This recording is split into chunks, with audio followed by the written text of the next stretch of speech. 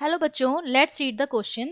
The question is, if the system is a gas in a cylinder with a movable piston as shown in the figure alongside, then तो जो work done होगा वो किस तरह से हम देंगे वो हमें बताना है। ठीक है, तो आपको ऑप्शंस में दिखाई दे रहा है कि वर्क डन जो हमें दे रखा है पीवी के फॉर्म में दे रखा है, पी इंटू बी, जो कि हम पीवी कर्व से निकालते भी हैं। तो देखिए, जब मूवेबल पिस्टन है तो पिस्टन आपका नीचे भी आ सकता है और पिस्टन आपका ऊपर भी जा सकता है। ठीक है, तो जब पिस्टन नीचे आएगा तब तो आपका क्या होगा, कंप्रेशन होगा, कंप्रेस होगी गैस, और ऊपर जाएगा तब एक्सपांशन होगा। ठीक है, गैस हमारी क्या होगी, एक्सपैंड होगी, एक्सपांशन होगा। तो देखिए, की कॉन्सेप्ट में हमें क्या पता होना चाहिए, की कॉन्सेप्ट में अगर ये मैं मान लूं कि ये मेरा जो पूरा सिस्टम है वो सराउंडिंग के साथ, ये जो मेरी वॉल है वो इंसुलेटेड वॉल है, सराउंडिंग के साथ किसी तरह का कोई हीट एक्सचेंज नहीं है। ठीक है, नो हीट एक्सचेंज है, ऐसा अगर मैं मान लूं तो इसका मतलब डेल्टा क्यू की जो वैल्यू है वो हमारी क्या हो जाएगी, जीरो हो जाएगी। अगर डेल्टा क्यू मेरा जीरो है तो थर्मोडायनेमिक्स के फर्स्ट लॉ से मैं जानती हूँ डेल्टा क्यू हमारा किसके बराबर होता है, वो बराबर होता है work done plus delta U जो हमारी होती है internal energy.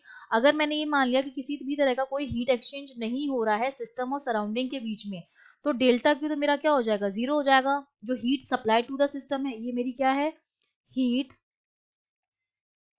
Supplied to the system.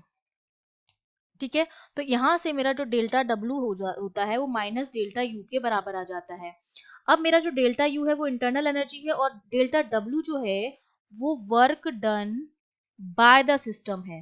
ठीक है, बाय द सिस्टम। अब मुझे ये चीज पता है कि अगर मैं मान लूं कि मेरी हीट एक्सचेंज नहीं हो रहा है किसी भी तरह का, अगर हीट एक्सचेंज नहीं हो रहा है तो मेरा जो टेम्परेचर होगा वो हमने मान लिया कांस्टेंट है। ठीक है, टेम्परेचर जो है मेरा क्या है, कांस्टेंट है, किसी तरह की कोई हीट एक्सचेंज नहीं हो रही है। और टेम्परेचर अगर मेरा कांस्टेंट है तो जब कंप्रेशन होगा तो क्या होगा, कंप्रेशन की वजह से वॉल्यूम जो होता है वो डिक्रीज होता है। वॉल्यूम क्या होगा, डिक्रीज होगा कंप्रेशन में। ठीक है, ये हम बात कर रहे हैं कंप्रेशन की, तो वॉल्यूम हमारा डिक्रीज होगा।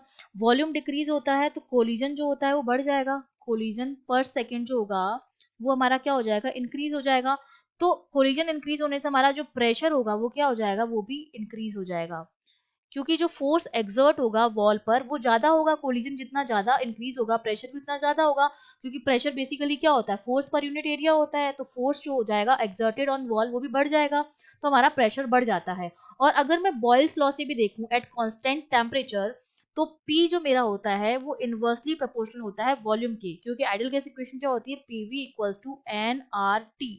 R यूनिवर्सल गैस कांस्टेंट है, एन हमने मान लिया एक फिक्स अमाउंट ऑफ गैस है, क्योंकि किसी भी तरह का सिस्टम सराउंडिंग के बीच में आना जाना नहीं है, तो गैस भी फिक्स है, आर भी फिक्स है, टेम्परेचर भी हमने क्या ले लिया है, कांस्टेंट ले लिया है। तो पीवी इक्वल्स टू क्या आता है, कांस्टेंट आता है। तो यहाँ से मुझे पता चल रहा है कि पी जो है वो इनवर्सली प्रोपोर्शनल है वी के, ये हमें पता चल गया है बॉयल्स लॉ से। ठीक है, और तो पी जो है वो इनवर्सली प्रोपोर्शनल है 1/v के। और जब हम बात करेंगे एक्सपांशन की, तो एक्सपांशन में क्या होता है, वॉल्यूम जो होता है वो क्या होता है, बढ़ जाता है, वॉल्यूम क्या होता है, इंक्रीज होता है। और वॉल्यूम अगर इंक्रीज होगा तो जो मेरा प्रेशर होगा वो डिक्रीज हो जाएगा। ठीक है, वैसे ही प्रेशर डिक्रीज हो जाएगा, क्योंकि जो सेपरेशन है, वॉल्यूम अगर इंक्रीज हुआ है तो मॉलिक्यूल्स के बीच का सेपरेशन जो होता है वो बढ़ जाता है। ठीक है, मॉलिक्यूल दूर दूर चले जाते हैं, मॉलिक्यूल्स दूर दूर चले जाएंगे तो कोलिजन कम होगा, कोलिजन कम होगा तो प्रेशर क्या हो जाएगा, डिक्रीज हो जाएगा।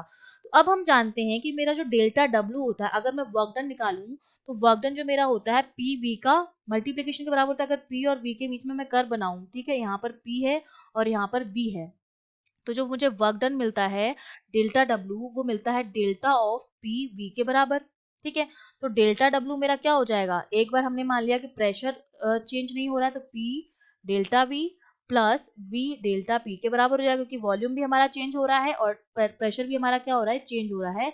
तो हमारा जो वर्क डन हो जाएगा वो कितना हो जाएगा, P delta we plus we delta P, क्योंकि चेंज जो आ रहा है वो किस में आ रहा है, दोनों में ही आ रहा है। आंसर हो जाएगा ऑप्शन डी, क्योंकि डेल्टा जो होता है वो हमारा दिखाता है चेंज को। ठीक है, चेंज इन वेरिएबल को दिखाता है, तो हमारा वॉल्यूम भी चेंज हो रहा है और हमारा प्रेशर भी चेंज हो रहा है, तो डी ऑप्शन करेक्ट हो जाएगा। I hope you understood well, all the best.